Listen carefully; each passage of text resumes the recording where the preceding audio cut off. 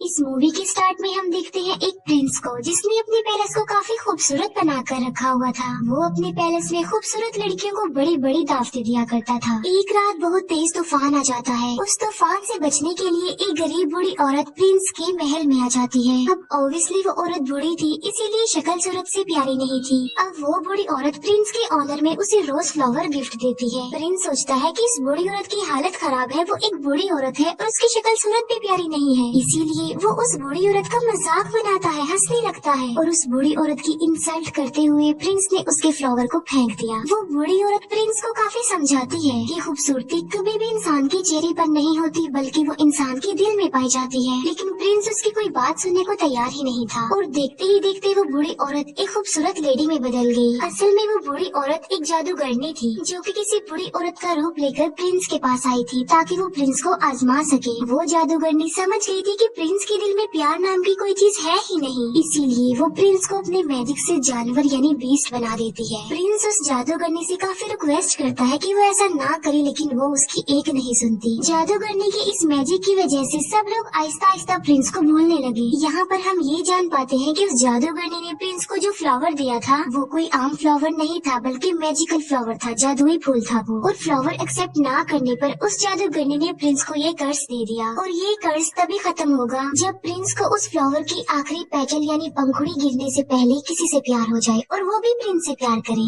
लेकिन आखिरी पंखुड़ी गिरने से पहले अगर प्रिंस से किसी ने प्यार ना किया तो प्रिंस कभी भी इंसान नहीं बन सकेगा दोबारा, बल्कि बीस्ट ही रहेगा वो हमेशा। काफी साल गुजर जाते हैं लेकिन उस पैलेस में कोई भी नहीं आता। फिर हमें पैलेस के करीबी एक गाँव में एक लड़की दिखाई जाती है जिसका नाम होता है बेल। बेल को किताबें पढ़ने, स्टोरीज पढ़ने का काफी शौक था। बेल के फादर एक डिजाइनर होते हैं। उसी गाँव में एक और लड़का भी रहता है जिसका नाम होता है गैस्टोन। गैस्टोन जो कि बेल से शादी करना चाहता था, लेकिन बेल उससे शादी करना नहीं चाहती थी क्योंकि वो एक प्राउड इंसान था। गैस्टोन बेल से शादी करने के लिए उसे अपना बनाने के लिए काफी स्ट्रगल भी किया करता था, लेकिन उसकी कोशिशें नाकाम ही रहती हैं। एक दिन बेल के फादर को कहीं पर जाना था। जिस रास्ते से उन्होंने जाना था वो एक जंगल था। बेल के फादर देखते हैं कि उनके रास्ते में तो आग लगी हुई है, लेकिन वहाँ पर एक और रास्ता भी था जहाँ पर वो मुड़ जाते हैं। बेल के फादर अपने घोड़े पर सवार होते हैं, लेकिन तभी उन्हें जंगल से भेड़ियों की आवाज सुनाई देती है और फिर वही भेड़िए उनका पीछा करने लगते हैं। बेल के फादर अपनी जान बचाने के लिए वहाँ से भागते हैं और भागते भागते वो आ जाते हैं बीस्ट के पैलेस के पास। बेल के फादर जब अंदर जाते हैं तब उन्हें वहाँ पर कोई भी दिखाई नहीं देता। हालांकि ऐसा लग रहा था कि पैलेस में कोई रहता है। कैंडल्स भी जल रही थी और टेबल पर खाना भी पड़ा हुआ था। इतना अच्छा खाना देखकर बेल के फादर खाना खाने लगते हैं, लेकिन हम फिर बहुत हैरान कर देने वाली चीज देखते हैं। वहाँ पर जो कप पड़ा होता है वो बेल के फादर से बातें करने लगता है। बेल के फादर समझते हैं कि ये कोई सॉल है जो उन्हें डराने की कोशिश कर रही है, इसीलिए बेल के फादर उसे कहते हैं कि मैं तुमसे नहीं डरता। ये कहकर बेल के फादर वहाँ से भाग जाते हैं। अब यहाँ पर सवाल ये उठता है कि वो कब कैसे बोल पाया। असल में बात ये है कि वहाँ पर यानी पैलेस में जितनी भी चीजें पड़ी हुई थी वो पहले इंसान हुआ करते थे, लेकिन जादूगरनी के कर्ज की वजह से वो सब चीजों में बदल गए। बेल के फादर भागते हुए गार्डन में आ जाते हैं। वो देखते हैं कि वहाँ पर बहुत प्यारे प्यारे फ्लावर लगे हुए हैं। बेल के फादर सोचते हैं कि मेरी बेटी बेल ने अपने लिए फ्लावर मंगवाया था, इसीलिए वहाँ से वो एक फूल तोड़ लेते हैं और तभी वहाँ पर बीस्ट आ जाता है। फ्लावर चोरी करने की पनिशमेंट देने के लिए बीस्ट उन्हें प्रिजनर बना लेता है, लेकिन बेल के फादर का घोड़ा वहाँ से भाग जाता है और वो सीधा अपने घर आता है बेल के पास। बेल जब देखती है कि घोड़ा अकेला आया है, उसके फादर नहीं आए, तो वो फौरन समझ जाती है कि उसके फादर किसी मुसीबत में फंस गए हैं। इसीलिए बेल अपने फादर को ढूंढने के लिए उस घोड़े पर बैठ जाती है। वो घोड़ा बेल को ले आता है पैलेस में और पैलेस में ही बेल के फादर को प्रिजनर बनाकर रखा हुआ था। बेल जब पैलेस के अंदर जाती है तब उसे वहाँ पर कोई भी दिखाई नहीं देता। बेल वहाँ पर काफी आवाजें भी लगाती है, लेकिन उसे आगे से कोई भी रिस्पॉन्स नहीं मिलता।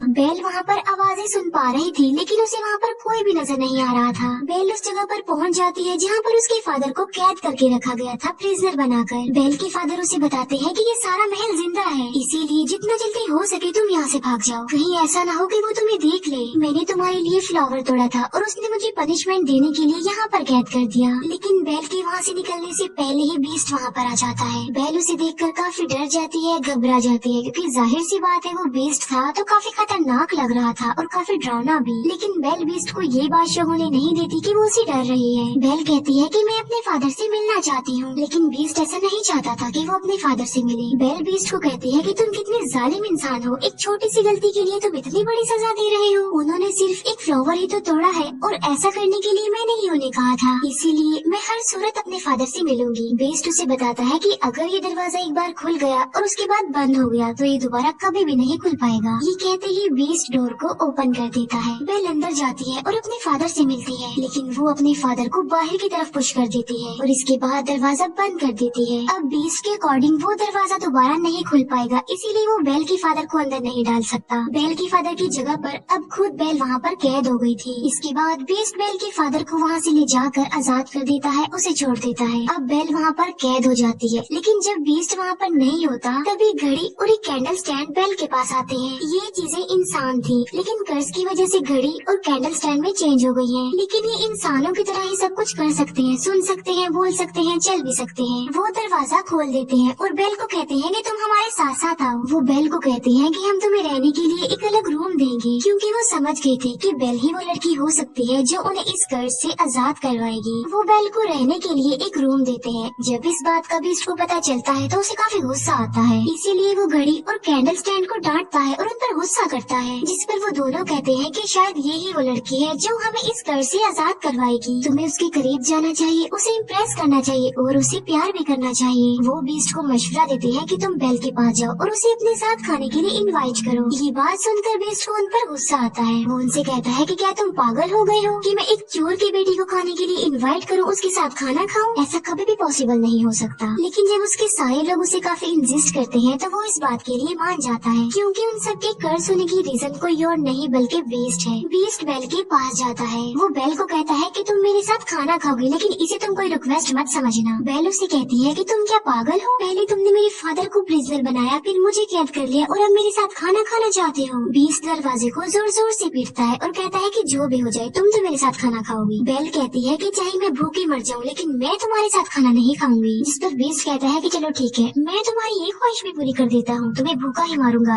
अब तुम्हें कोई भी खाना नहीं देगा और तुम भूखी ही मरोगी। बेल फिर भी दरवाजा नहीं खोलती और वो वहाँ से चला जाता है। जिस अंदाज से बेल ने बीस्ट को जवाब दिया था, उसे देखकर वहाँ सभी कर्ज चीजें लाइक कैंडल स्टैंड, घड़ी, पिचकप, उन सबको ये कंफर्म हो जाता है कि बेल ही वो लड़की है जो उन्हें कर्ज से निजात दिलाएगी। फिर हम देखते हैं बीस्ट को जो कि उसी रोज फ्लावर के पास जाता है। बीस्ट देखता है कि उस फ्लावर की बहुत सारी पंखुड़ियाँ गिरकर टूट गई हैं। ये वही रोज फ्लावर था जिसके खत्म होने के बाद बीस्ट हमेशा के लिए जानवर ही रहेगा और पैलेस की जितनी भी कर्ज चीजें हैं वो सारी ऐसे ही रहेंगी, हमेशा के लिए बेजान बन जाएंगी। वो फ्लावर पर बहुत ही थोड़ी पंखुड़ियाँ रह गई हैं और वो भी बहुत जल्द गिर जाएंगी। फिर हम देखते हैं बेल के फादर को जो कि वापस अपने गांव में आ चुके थे। वो सब लोगों को बता रहे होते हैं कि मेरी बेटी की जान खतरे में है। जंगल के पास एक पैलेस है और वहाँ पर एक बीस्ट रहता है और वहीं पर मेरी बेटी फंस गई है। लेकिन कोई भी उनकी इस बात पर बिलीव करने को तैयार नहीं था, बल्कि वो सिर्फ इस बात को कहानी ही समझ रहे थे।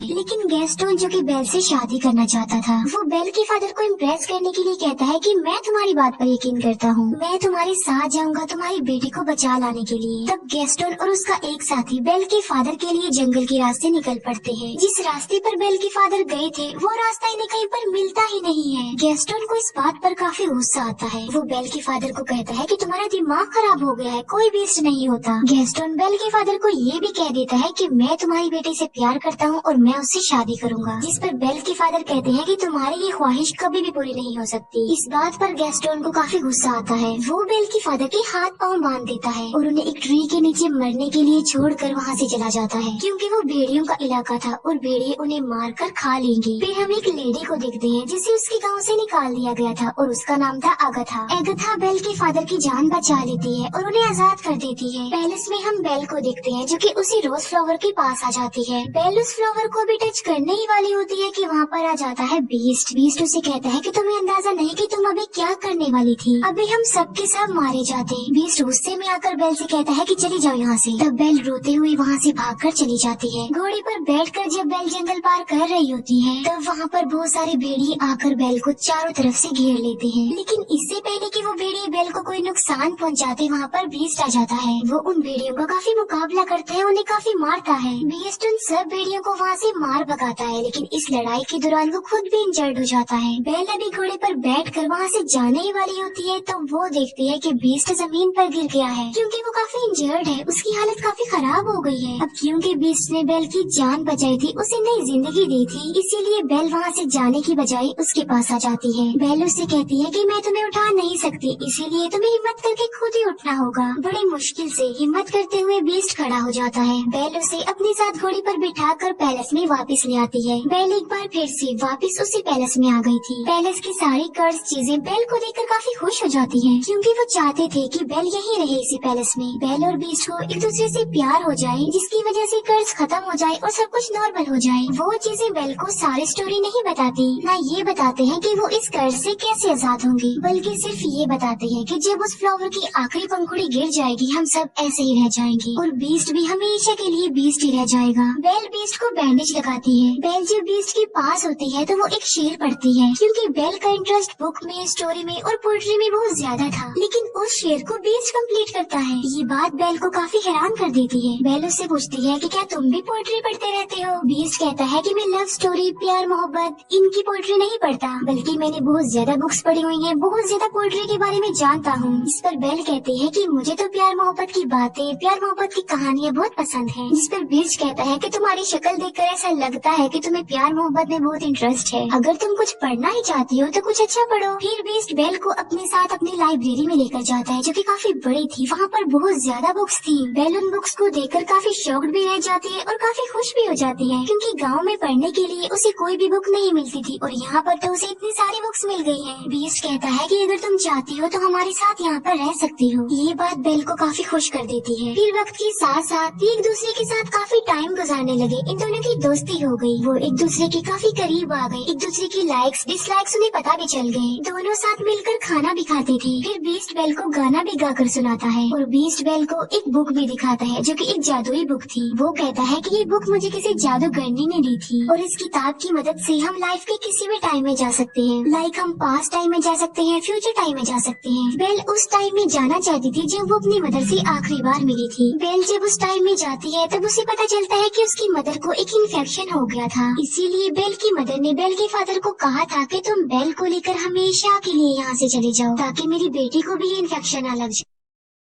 ये जानने के बाद बेल काफी दुखी हो जाती है, क्योंकि बेल ये बात नहीं जानती थी। फिर ये प्रेजेंट टाइम में वापस आ जाते हैं। कैंडल स्टैंड बीस्ट को कहता है कि तुम्हें बेल से अपने प्यार का इजहार कर देना चाहिए। बीस्ट कहता है कि वो कभी भी मुझसे प्यार नहीं करेगी, लेकिन कैंडल स्टैंड बीस्ट को काफी मनाने की कोशिश करता है और बीस्ट के सारे साथी यानी वो सारी चीजें बीस्ट को इस बात के लिए एग्री कर लेती है। वो पहले बीस्ट को तैयार करती है और बाद में वो बेल को भी तैयार कर देती है। बेल को डांस करना काफी पसंद था, इसीलिए वो दोनों डांस करने वाले होते हैं। हम देखते हैं कि बेल के फादर वापस अपने गांव में आ गए हैं। वो सबको बताते हैं कि गैस्टोन ने उन्हें जंगल में बांधकर छोड़ दिया था ताकि भेड़िए आकर उन्हें खा लें। वहीं बेल के फादर के साथ अगथा भी होती है, लेकिन गैस्टोन इस बात पर एग्री नहीं करता, बल्कि वो मुकर जाता है। वो कहता है कि ये झूठ बोल रहा है, इसके ऊपर शैतान आ गया है और ये पागल हो गया है। साथ साथ वो कहता है कि अगथा की गवाही कोई इम्पोर्टेंस नहीं रखती, क्योंकि ये तो पहले ही गाँव से निकली हुई है। यहाँ पर गैस्टोन का साथी भी झूठ बोल देता है। वो कहता है कि गैस्टोन जो भी कह रहा है बिल्कुल ठीक कह रहा है। इसीलिए सब गांव वाले गैस्टोन की बातों पर बिलीव कर लेते हैं और सब लोग ये समझने लगते हैं कि बेल के फादर का मेंटल बैलेंस खराब हो गया है। साथ साथ उनके ऊपर कोई शैतानी साया भी है, इसी वजह से वो बेल के फादर को पकड़ लेते हैं। फिर हम देखते हैं पैलेस में, जहाँ पर बीस्ट और बेल डांस कर रहे थे और वो डांस को काफी एंजॉय कर रहे थे। उन्हें काफी अच्छा फील हो रहा था। बीस्ट बेल को कहता है कि मैं इन फीलिंग्स को काफी अच्छा फील कर रहा हूँ, मैं तो इन्हें जैसे भूल ही गया था। बेल कहती है कि मुझे मेरे फादर ने डांस करना सिखाया। बीस्ट उससे पूछता है कि क्या तुम अपने फादर को मिस करती हो? जिस पर बेल कहती है जी हाँ, मैं अपने फादर को बहुत मिस करती हूँ। बीस्ट के पास एक जादुई मिरर होता है, जिसकी मदद से वो हर उस पर्सन को देख सकते हैं जिन्हें वो देखना चाहते हैं, और उस मिरर में वो बेल को उसके फादर को दिखाता है। बेल देखती है कि गांव वालों ने उसके फादर को प्रिजनर बनाया हुआ है, बांधा हुआ है। ये देखकर बेल काफी अपसेट हो जाती है। जिस पर बीस्ट कहता है कि तुम्हारे फादर को तुम्हारी जरूरत है, तुम्हें उनके पास जाना चाहिए। साथ साथ बीस्ट बेल को वो जादुई मिरर भी दे देता है और कहता है जब कभी तुम्हें मेरी याद आई तो मेरी इस बदसूरत शक्ल को इस मिरर में देख लेना। इसके बाद बेल अपने फादर को बचाने के लिए वहाँ से निकल जाती है और अब बीस्ट पैलेस में अकेला रह गया था। बीस्ट बेल को काफी मिस कर रहा था क्योंकि उसे बेल से प्यार हो गया था, लेकिन अब तो वो उससे काफी दूर जा चुकी थी। अब क्योंकि बेल चली गई थी तो उनका कर्ज ऐसा ही रहेगा और वो हमेशा ऐसे ही बने रहेंगे। इस बात को लेकर बीस्ट और उसके बाकी साथी काफी अपसेट हो जाते हैं। बेल अपने गाँव में पहुँच जाती है और वो देखती है कि उसके फादर को सब लोगों ने प्रिजनर बनाया हुआ है। बेल सबको बताती है कि मेरे फादर जो कह रहे थे वो बिल्कुल सच था। जंगल में एक पैलेस है और वहाँ पर एक बीस्ट रहता है, एक जानवर है वहाँ पर। लेकिन गाँव वाले बेल की बातों पर भी यकीन नहीं कर रहे थे। तब वो उस जादुई मिरर में सब लोगों को बीस्ट दिखाती है। बीस्ट को उस मिरर में देखकर सब लोग काफी हैरान रह जाते हैं। बेल उन सबसे कहती है कि वो खतरनाक नहीं है, तुम्हें डरने की कोई जरूरत नहीं है, बल्कि वो दिल का बहुत ज्यादा अच्छा है और वो किसी का नुकसान नहीं चाहता और न ही वो कभी किसी को नुकसान पहुँचाता है। गैस्टोन को ये बातें सुनकर रियलाइज हो जाता है कि बेल अब उस बीस्ट को प्यार करने लगी है। इसी वजह से गैस्टोन जेलस हो जाता है, इसीलिए वो सबको भड़काने की कोशिश करता है कि उस बीस्ट ने बेल पर ब्लैक मैजिक कर दिया है, तभी तो ये ऐसा बोल रही है। वो कहता है कि बेल को भी इसके फादर के साथ ही प्रिजनर बना दो। बाद में वो सब गाँव वालों को उकसाता है कि हमें मिलकर उस पैलेस में जाना चाहिए और उस बीस्ट को जान से मार डालना चाहिए, वरना वो इस गाँव में आ जाएगा और हम सबको मार डालेगा, हमारे पूरे गाँव को खत्म कर देगा। वो गाँव वाले उसकी बातों में आ जाते हैं और पूरा गाँव पैलेस की तरफ चल पड़ता है। जब गांव वाले बीस्ट को मारने के लिए पैलेस में आते हैं तब बीस्ट के सारे साथी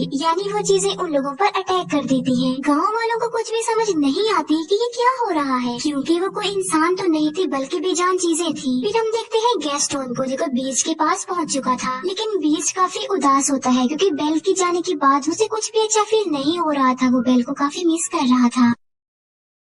गैस्टोन बीस्ट को कहता है, तुम क्या समझते हो कि बेल तुमसे प्यार करती है, बल्कि तुम्हें मारने के लिए उसने हम सब गांव वालों को भेजा है। ये कहते ही वो बीस्ट पर गोली चला देता है और बीस्ट जाकर नीचे गिरता है। लेकिन नीचे गिरने से पहले बीस्ट पैलेस के एक टॉप को पकड़ लेता है, लेकिन इससे पहले कि गैस्टोन दूसरी गोली चलाता बेल वहाँ पर आ जाती है। गैस्टोन को रोकने के लिए बेल उसका हाथ पकड़ लेती है। इस फाइट में गैस्टोन भी जाकर नीचे गिर जाता है। गैस्टोन की गन भी उसके हाथ से गिर जाती है। बीस्ट ऊपर आने की कोशिश करता है, तभी बेल उसे आवाज देती है। वो बीस्ट को बताती है कि मैंने गांव वालों को रोकने की बहुत कोशिश की थी, लेकिन वो नहीं रुके। बेल को वहाँ देखने के बाद बीस्ट के अंदर एक हिम्मत पैदा हो जाती है और अब वो गैस्टोन का मुकाबला करना चाहता था और अब वो पहुँच जाता है गैस्टोन के पास। वो गैस्टोन को गर्दन से पकड़ लेता है और उसे हवा में कर देता है और बीस्ट गैस्टोन को काफी ऊंची दीवार से फेंकने ही वाला होता है, जिस पर गैस्टोन बीस्ट से काफी रिक्वेस्ट करता है कि प्लीज मुझे मत फेंको, प्लीज बीस्ट मुझे छोड़ दो। बीस्ट उससे कहता है कि मैं बीस्ट नहीं हूँ। ये कहते ही बीस्ट गैस्टोन की जान छोड़ देता है और उसे कहता है चले जाओ यहाँ से। गैस्टोन वहाँ से चला जाता है और बीस्ट आ जाता है बेल के पास। मौके का फायदा उठाकर गैस्टोन अब पीछे की तरफ से बीस्ट पर गोलियां चलाता है, जिसकी वजह से बीस्ट नीचे गिर जाता है। लेकिन गैस्टोन जिस जगह पर खड़ा हुआ था वो जगह टूट जाती है और गैस्टोन भी जाकर नीचे गिरता है। इतनी ऊंचाई से गिरने की वजह से गैस्टोन मर जाता है। बीस्ट की हालत काफी खराब हो जाती है क्योंकि वो काफी इंजर्ड था और अपनी आखिरी सांस गिन रहा था। बेल बीस्ट को कहती है कि अब के बाद मैं तुम्हें कभी भी छोड़ के नहीं जाऊंगी, जिस पर बीस्ट कहता है लेकिन अब मेरे तो जाने का वक्त हो गया है। इस पर बेल कहती है कि तुम्हें कुछ नहीं होगा, सब कुछ नॉर्मल हो जाएगा। और हम देखते हैं कि उस फ्लावर की आखिरी पंखुड़ी भी गिर जाती है। जैसे ही वो पंखुड़ी गिरती है बीस्ट बिल्कुल खामोश हो जाता है और वहाँ पर बीस्ट के जितने भी साथी थे यानी वो चीजें थी वो भी एकदम से बेजान हो जाती हैं। बीस्ट को मरता हुआ देखकर बेल को काफी दुख होता है और उसकी आंख में आंसू होते हैं। यहाँ पर बेल भी अपने प्यार का इजहार कर देती है। वो बीस्ट को कहती है मैं तुमसे बहुत प्यार करती हूँ और वो बीस्ट के करीब भी आती है। तभी वहाँ पर एगथा भी आ जाती है। एगथा जिसे गांव के लोगों ने निकाल दिया था। असल में बात ये नहीं थी बल्कि वो जादूगरनी कोई और नहीं बल्कि